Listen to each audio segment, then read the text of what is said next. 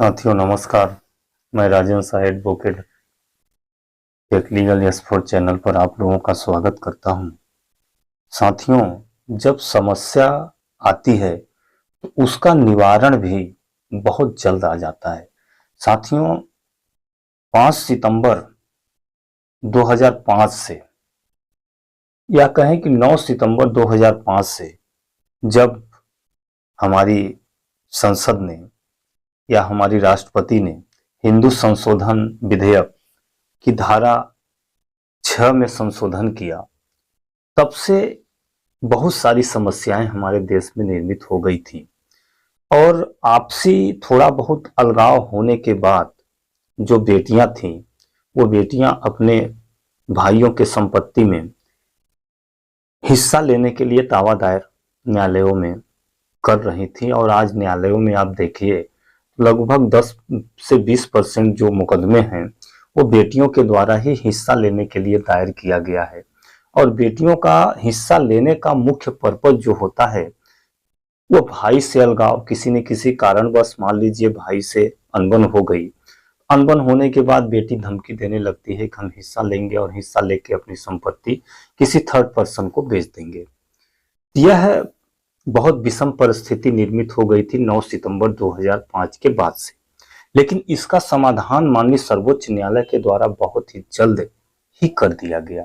साथियों, 2022 में ये एक महत्वपूर्ण जजमेंट आया और उस जजमेंट में माननीय सर्वोच्च न्यायालय ने यह स्पष्ट कर दिया कि संपत्ति जो पैतृक संपत्ति है उस संपत्ति में बेटियों का हक तो होगा, बेटियां उसमें हिस्सा तो ले सकती हैं, क्योंकि बेटियां 2005 के बाद पिता की सहदायगी की मेंबर मानी जाएंगी, माने वो सहदायगी के सदस्य जन्म से ही बन गई।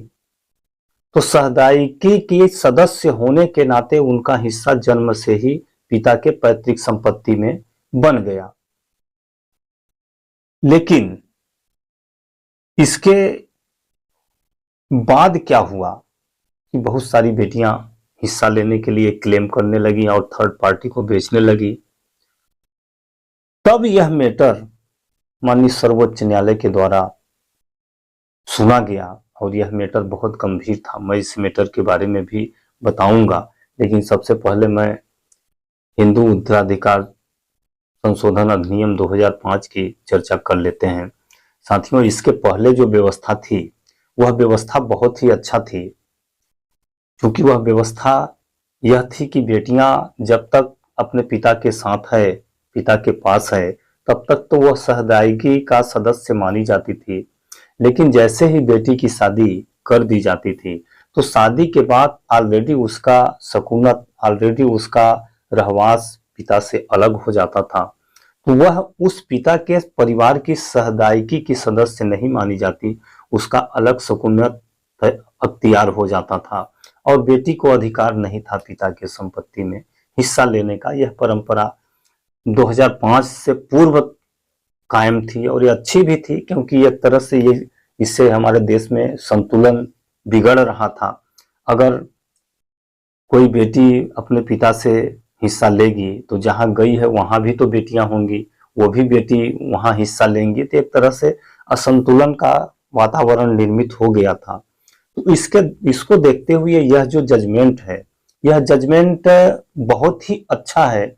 अच्छा इसलिए है कि मान लीजिए बेटी अगर हिस्सा लेती है तो ठीक है, हिस्सा ले ले, उसका नाम तो हो गया, उसके नाम रिकॉर्ड हो गया, लेकिन उस रिकॉर्ड का सहारा लेके बेटी जो है उस संपत्ति को किसी थर्ड पर्सन से नहीं बेच सकती। अगर बेचती है तो वह उसकी रजिस्ट्री जो होगी वह कैंसिल हो जाएगी, वह निरस्त हो जाएगी और न्यायालय के द्वारा ही निरस्त कर दिया जाएगा।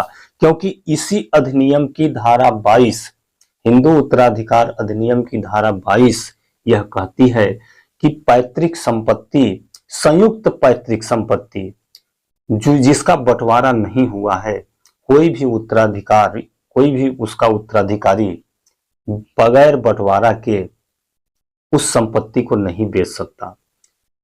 बंटवारा हो जाने के बाद भी अगर पैतृक संपत्ति है तो उस पैतृक संपत्ति को बेचने से पहले परिवार के सदस्यों की सहमति लेनी आवश्यक होगी। ऐसा माननीय सर्वोच्च न्यायालय ने अपने एक महत्वपूर्ण जजमेंट में प्रतिपादित किया। इसके पूर्व साथियों धारा 22 जो था, धारा 22 में कृषि भूमि को सम्मिलित नहीं किया गया था। उसमें कमर्शियल वगैरह इमूवेबल प्रॉपर्टी सम्मिलित थी, लेकिन उसमें कृषि भूमि को नहीं सम्मिलित किया गया था। लेकिन अब इस निर्णय के बाद धारा 22 में कृषि भूमि को सम्मिलित कर लिया गया है।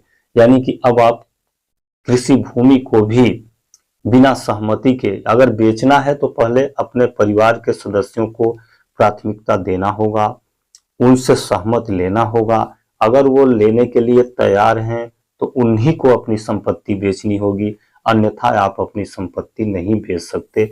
यह बहुत ही महत्वपूर्ण जजमेंट है। हम उस जजमेंट को आप लोगों के सामने दिखा रहे हैं। ये जजमेंट माननीय सर्वोच्च न्यायालय का बहुत ही लैंडमार्क जजमेंट है।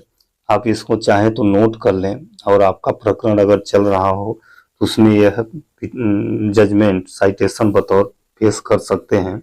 यह सिविल अपील नंबर है 2553/2019 का यह प्रकरण था, जिसका जजमेंट ये बाबूराम अपीलांट थे और संतोष सिंह मृत्यु के बाद उनके वारिस इसमें सदस्य हो गए थे, ये रेस्पोंडेंट थे। तो इनके अगर हम इनका आर्डर जो आया था, ये आप इसको देख सकते हैं। ये आर्डर 2022 में आया था साथियों। इसके बारे में अगर हम ये कहें तो इसमें लाजपत, यह हिमाचल प्रदेश का प्रकरण है। इसमें लाजपत नाम का एक व्यक्ति था, उसके 2 बेटे थे। एक बेटे का नाम नाथू था और दूसरे का नाम संतोख था। नाथू और संतोख। तो चूंकि हुआ क्या कि नाथू जो था वो घर में रहकर खेती किसानी करता था और संतोख बाहर रह के नौकरी करता था और बाहर ही अपना जमीन खरीद के अपना घर मकान बना के बस गया था। तो जब लाजपत की मृत्यु हुई तो मृत्यु के बाद वो चूंकि निर्वसियत मर गए थे, तो नाथू और संतोख दोनों में उत्तराधिकार के तहत, वारिसाना के तहत उन दोनों के नाम वह संपत्ति आ गई। अब चूंकि संतोख को तो किसानी करना नहीं था, तो उन्होंने जहां नौकरी कर रहे थे, जहां रह रहे थे, वहीं से डील किए और जमीन को बेच दिए।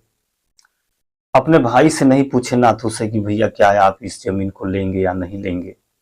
तो जब उस जमीन को बेच दिए तो नाथू ने उनके बिक्रीनामा को कैंसिल कराने के लिए उत्तराधिकार अधिनियम की धारा 22 का सहारा लेते हुए लोअर कोर्ट में अपील फाइल किया, ये दावा दायर किया। जब दावा दायर किया लोअर कोर्ट में और बोला गया कि हजूर, इस जमीन पर हम पिताजी के जीवन काल से ही हम कृषि काश्त करते हुए चले आ रहे हैं, किसानी करते हैं, इसी से हमारा जीविका जुड़ा हुआ है। हालांकि अब उनके मृत्यु के बाद हम दोनों भाइयों के नाम आया है, लेकिन अगर मेरा भाई बेचना भी चाहता है तो कम से कम मुझे बेच दे, किसी तीसरे व्यक्ति को न बेचे, ताकि मेरा आजीविका जैसे चल रही थी वैसे चलता रहे।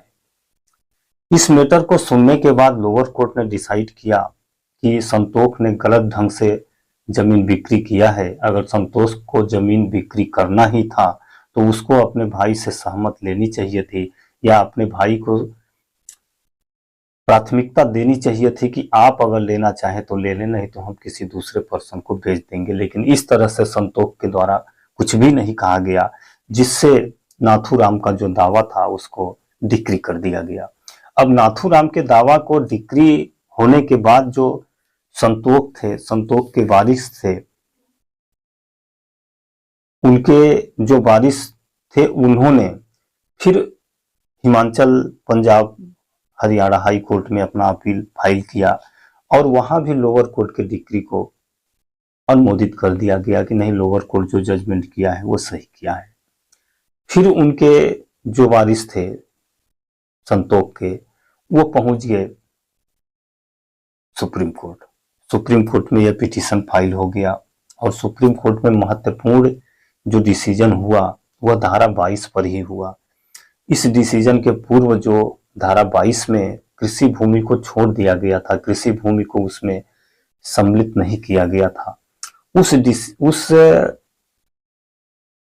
इस जजमेंट में यह डिसाइड हुआ, यह डबल बेंच का डिसीजन है, जिसमें जस्टिस उदय उमेश ललित और जस्टिस एक और जस्टिस थे जिसमें इसमें नाम नहीं लिखा है, नीचे नाम होगा। तो उन्होंने काफी विचार विमर्श, काफी जजमेंटों का सहारा लेते हुए माननीय सर्वोच्च न्यायालय ने यह डिसाइड किया कि नहीं, धारा 22 में एम.आर. शाह, उदय उमेश ललित और एम.आर. शाह थे, और यह 7 मार्च 2019 का जजमेंट है साथियों। तो उनकी अपील डिसमिस कर दी गई थी और माननीय सर्वोच्च न्यायालय ने यह बोला था कि सेक्शन 22 जो है उस पर एग्रीकल्चर लैंड जो भी होगी वो उस पर भी एप्लीकेबल होगा। यानी कि आप यह कह के यह नहीं कह सकते कि यह कृषि भूमि है, यानी हम इसको बेच सकते हैं।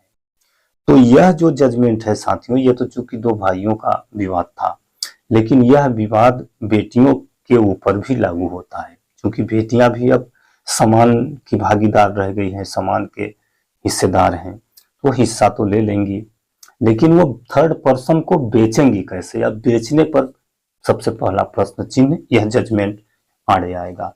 अब अगर वो बेचती हैं तो अपने भाई को ही बेच सकती हैं, नहीं तो तीसरे पर्सन को नहीं बेच सकती।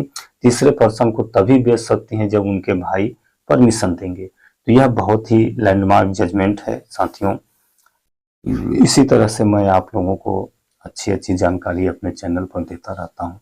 कृपया अगर वीडियो अच्छा लगा हो लाइक करें, शेयर करें, हमारे चैनल पर नए हो तो चैनल सब्सक्राइब कर दें। तब तक के लिए मुझे आज्ञा दीजिए। नमस्कार।